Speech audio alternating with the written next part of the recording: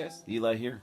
Back yet for another video of physical media. We're going to be talking about all the movies, like new release stuff that I bought in the month of July.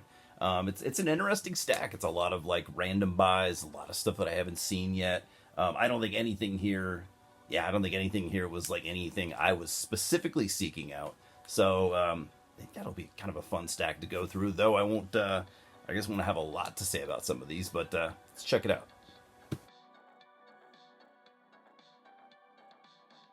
First off, I've got a couple of releases from Kino Lorber. Almost everything here is from like boutique labels and stuff like that. So Kino Lorber is no exception. It's an absolute fan favorite of said labels. So this was a 2014 release of a 1965 Italian film directed by Mario Bava. I've never really seen the Mario Bava's early stuff, like 60s stuff. I'm a noob, I know, with some of this, but we're talking about Planet of the Vampires. I like Italian horror. I'm not like maybe the biggest fan. I'm certainly not the biggest expert. But like Italian sci-fi, I don't know if I've ever seen any Italian sci-fi. So maybe it's about time I change that. And it's Mario Bava, so name recognition is always big for me with directors that I like or that at least I'm familiar with. So that'll be a jumping off point into I'm sidestepping from my kind of current Italian horror trip, which has been going slowly but surely. Kind of take a sidestep into sci-fi and see what this is all about. It does say on the back here that this has it did inspire, alien, a lot of alien movies in decades to come. So, that makes me wonder which movies I like might have been influenced by this. So, I don't know. Have you guys seen it? Let me know what you think. I'm excited, maybe a little trepidatious. Then I've got a recent re-release of a 1989 horror film called I, Madman. Now, maybe again I'm a poser, but I'd never heard of this film until this was a total blind random buy at the store. Directed by Tibor Takacs. I'm almost positive I'm not saying that name wrong, but I do know that director. He's directed a weird, bizarre, mixed bunch of stuff over many, many decades. Polish guy, I think. So, slipcover. This is from actually the Kino Cult. Like the Kino Lorber sub-label. Underneath, and of course you get a reversible cover. So let's see, I don't know which one is the original because I'm so unfamiliar with this film. I think this is probably the original if I had to guess, because that's the one underneath, which I really like. But anyways, don't know a lot about it. I think it's a slasher film, but it sounds cool. Again, I as much as I love horror and as much as I've seen a lot of horror over the years, there's just so much stuff that either just went under the radar for me, or I was, not cool enough for it to be on my radar. So whatever. Moving on. One that I've been really interested in seeing recently, Point Blank with Lee Marvin, directed by let's see. I mean, again, this is from an era of film that I'm also not super familiar with. So, directed by John Boorman. This is a 1967 film. My 60s film knowledge it's embarrassingly bad. So, I guess I'm kind of slowly trying to fix that. What are your favorite 60s classics? Anything beyond or anything before the 70s.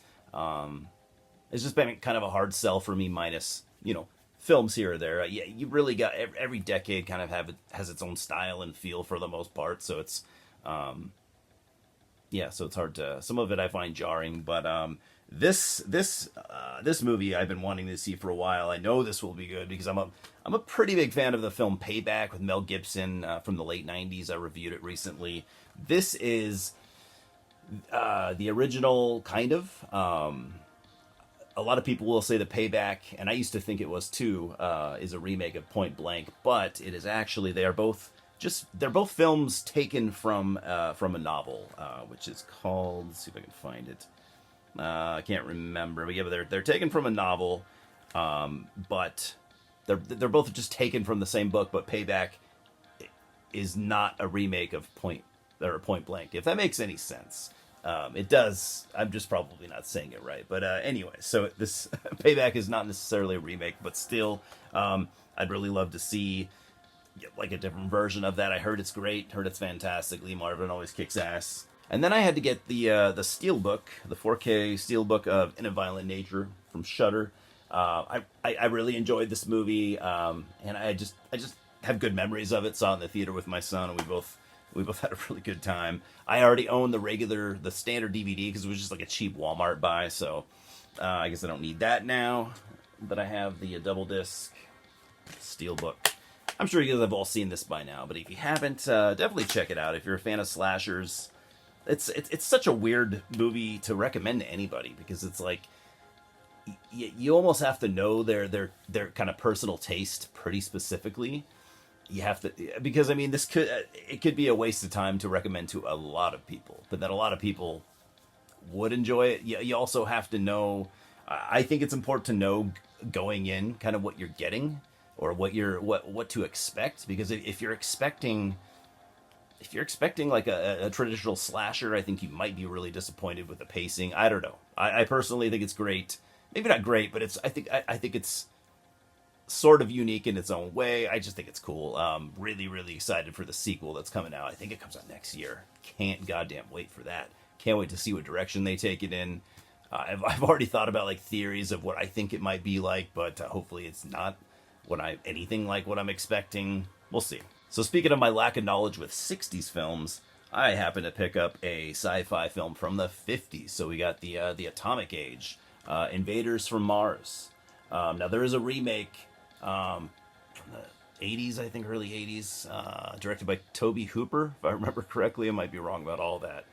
I think so. I think Tobe directed a remake. So I was familiar with the name, and I picked it up, and I was like, oh, I think I knew that this was a 50s film. I'm not really sure. I don't think I thought it was that old. Again, my knowledge with some of these decades is pathetic. So this comes from Ignite Films, which is a label I had never, I don't think I've ever bought anything from them before. I love alien films, really, of any sort, any type. Alien abduction films, aliens attacking films, alien comedies even. I mean, I have an obsession with aliens, and I have since I can remember. So it'll be cool to kind of branch out more into that Atomic Age horror, because there's still even a lot of the classics I haven't seen. Looks like it comes with a pretty nice booklet there. So I'm really looking forward to watching this. So anyone a fan of that one? Then from Arrow Films, or Arrow Video, one of my, maybe even my personal favorite of the kind of boutique labels, we got The Invisible Swordsman. Like I told you, most of the stuff is things that I just am not really familiar with. That's kind of why I picked a lot of these titles up. I do love Japanese films. I do love samurai films and kung fu films, martial arts films of all sorts. And this is kind of like, just from what I've looked into, kind of like a fantastical, maybe feudal era Japan film. Let's see, when did it come out originally? 1970, I think is what it says. So yeah, really looking forward to watching this. I love. So who directed this again? It's definitely a director that I know. Yoshiyuki Kuroda. Let's see. Oh, directed Lone Wolf and Cub, Yokai Monsters. Okay, so he's directed some pretty cool stuff. Yeah, just another, again, just another era of film that I've been wanting to dive into. I love 70s Japanese samurai films, or even previous decades, or even, God, they're even still doing cool stuff. Even though I'm still kind of a noob to it. There's the original cover. You might be familiar with that. So really can't wait to watch this one. I've really heard it's awesome over the years. And from Criterion, we have, let's see, from 1985, we got Brazil from Terry Gilliam. I'm kind of I'm a poser with Terry Gilliam. I'm a big fan of, what was it called? 13 Monkeys, 9 Monkeys, some number of monkeys, the Bruce Willis and Brad Pitt film. So this is like a dystopian dark comedy. And I don't know. Right now is either the best or the worst time to watch something like this. But either way, I can't wait to watch it. 2 discs, of course. You get the Criterion treatment, so there's tons of stuff in there. Nice booklet. Really excited to watch this one. I'll probably be watching this one soon, so I will be reviewing it. So that could be fun. And from 2023, A24, Beau is Afraid, directed by Ari Aster. I just recently reviewed Eddington, his newest film. So now, once I watch this, I'll finally have seen all of his stuff. And definitely a polarizing director, for sure. That's kind of a topic for another day. Big fan of Hereditary and Midsommar. But I've really been wanting to watch this, so finally I will. It seems to be, from what I have heard over the last 2 years, super polarizing. People seem to love it or hate it. There's almost no in between. With the people that love it calling it a masterpiece. I kind of feel like I might be in the middle because I'm just kind of that way with some of the more weird films. But I did like Eddington. But yeah, really curious to see that one finally. And then from Shudder, last film for the night. This actually came out this year, so I missed this in the theater. It was a very short theatrical run, talking about The Rule of Jenny Penn, John Lithgow and Jeffrey Rush. I really wanted to see it in the theater. Again, didn't get the chance. And then it came out on streaming, and I just kind of was like, maybe I'm not really that interested. But then I started seeing reviews, which of course got me re-interested. I'm a big John Lithgow fan. I've heard this is really good, like good performances, good direction, everything. So this might be kind of one of the underrated gems of the year. Obviously, I mean, I can't say that yet, but it looks to be that way. Directed by James Ashcroft. Do I know James Ashcroft? Do you know James Ashcroft? It vaguely sounds familiar, but I don't think I. Anyways, that's it for now. Like I said, a cool stack, but a kind of an awkward one for me to talk about because I just did not have a lot to say about any of these. I mean, I think I've only seen one of these. But hey, blind buying stuff is often fun, and sometimes it's not. But anyways, yeah, what have you seen out of that stack? What do you like out of that stack? What do you dislike out of that stack? I really hope you're doing well. Cheers, guys. See you at the multiplex.